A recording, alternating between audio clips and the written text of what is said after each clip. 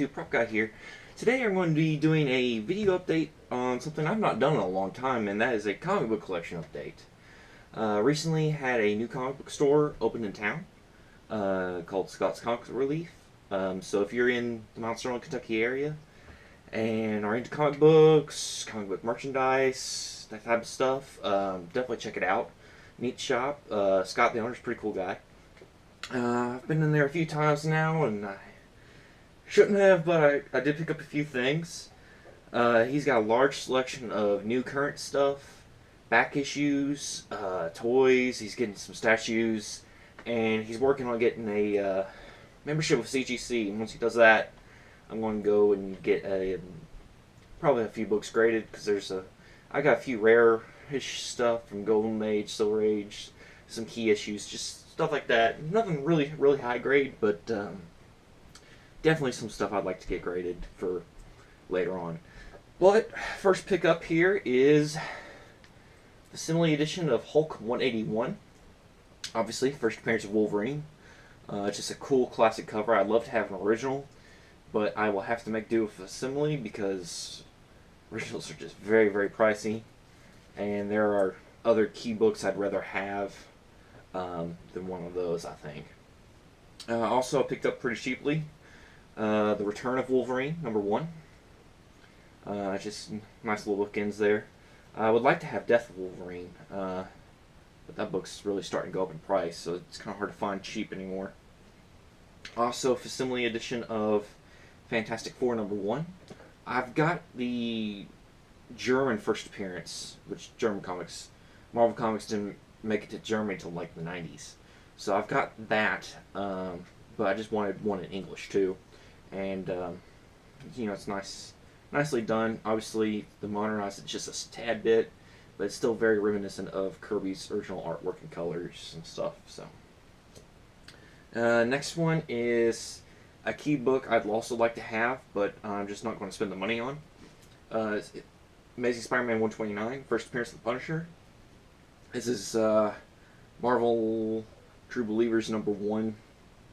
So Marvel's been doing a lot of facsimile editions this year, and I think the past couple of years, and it's just nice to be able to get, you know, reprints basically of classic covers and everything without having to spend a fortune trying to get them. Especially, you know, they're really cool covers, really key issues, first appearances of characters and stuff. This next one, I don't know anything about really. It's a cool cover, and I can't help myself. If I see a cover I like, I'm going to snatch it up, whether it's worth the money or not. So this is Killer Grove #1. Really cool looking cover. It's by a new company called Aftershock. They're pretty new. They're a small comic company that just came out apparently not too long ago. But I've not read it. Like I said, I just picked it up because, hey man, that's a cool cover. So picked that up. Pretty neat.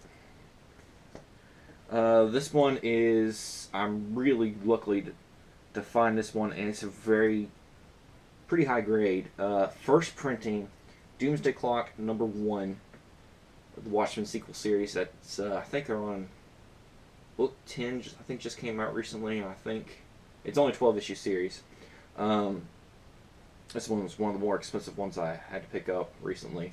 This one I do plan on getting graded and slabbed, just because it's probably going to be one of those. It's going to be worth a little something on down the road. But glad to pick that up. This next one's a very classic Todd McFarlane cover that I've always just really appreciated. I'm not really a big fan of Todd McFarlane's Spider-Man, but the way he drew the Hulk in this one's just such a classic cover. Amazing Spider-Man 328, him fighting the Hulk, and it's Gray Hulk, which I find interesting because originally he was gray when they first published him for like only the first couple issues back in the 60s, and they found gray was too hard to ink and print, so they switched to green, and he's been that way basically ever since, except for Todd McFarlane for some reason always likes Gray Hulk better than Green Hulk, so there you have that. But another really cool cover. Just glad to get a copy of that finally. I'm marking off lots of key ones that I've been wanting over the years. This one is another key issue. I'm a big Batman and DC Comics fan. but particularly Batman. And I finally got a copy of Knightfall number 11. This is the key issue where Bane defeats Batman and breaks his back, which eventually made its way into the movies with Dark Knight Rises. But I'm really glad. This is a pretty good grade. At least a 6 or 7, I would think. It's really nice and clean. Spine looks good. No rolling, no creases. It looks really good. Colors are nice. So really glad to pick this one up. I probably will get that one graded also, just because it's such a classic key issue, and it's always going to be one people are going to want to seek out. This next one, it's a low grade copy, and I'm okay with that one because I'm one of those collectors. I don't mind having low grade copies just to have a key or a really important comic in your collection. So this one is Xmen 137, Death of Phoenix. Really cool issue. Like I say, it is a low grade copy. I mean, it's got some spine cracking and a couple tears in the spine, a little bit of spine roll, yellowing, but the colors still look pretty good, and it's just a really cool key issue to have. I'm glad I picked it up. And this last one is one that I picked up recently also. This one I did not get at Scott's, but a really cool issue. Me collecting, I like to collect keys, but I also really am a big fan of the artwork of the Golden Age and the Silver Age. I feel like it's comics in its most purest form. I really do appreciate it. And so I picked up Detective Comics number 92. And now this is a lower grade. It's probably a 2.5 to maybe a 3. It's missing a chunk here. It's still stapled together and complete. I'm missing a chunk here. A couple more tears in the spine. It's got yellow pages, but it's from 1944. The fact that it even survived, all these years, and the paper rationings and being thrown away during the war years, it amazes me anyways. But what I really love is the colors are still vibrant, the artwork still looks good, and it's a Golden Age Batman, Golden Age Detective Comics Batman. So there's just not a whole lot of these out there anymore, and I'm really glad to get a copy of it.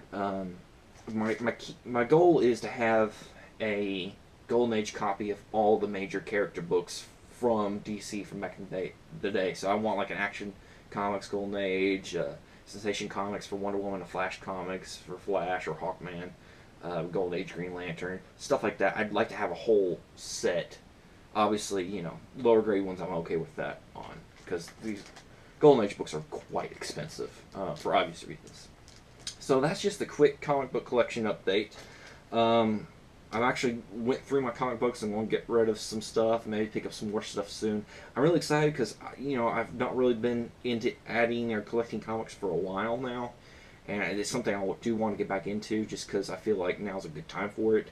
And I got a little bit more means than I used to many years ago. So I'm excited for that. Hope you like the update. I'm going to be compiling a list soon of stuff that I think I should get CGC'd, and I'll let you see and post a video on that, see if you think that they should be CGC'd, or maybe I shouldn't do that one, I should do some different ones. So that'll be in the near future. So till next time, see ya.